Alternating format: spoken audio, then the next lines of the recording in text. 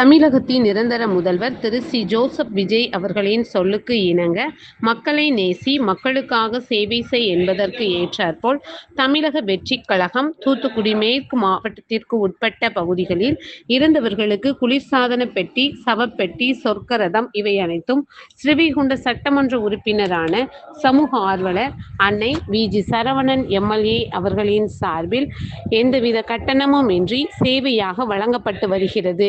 இந்நிலையில், சிவகளை பகுதியைச் சேர்ந்த இசக்கிமுத்து அவர்களின் மகன் மாரிமுத்து அவர்கள் உடல்நலக்குறைவு காரணமாக 27/7/2026 அன்று காலமானார்.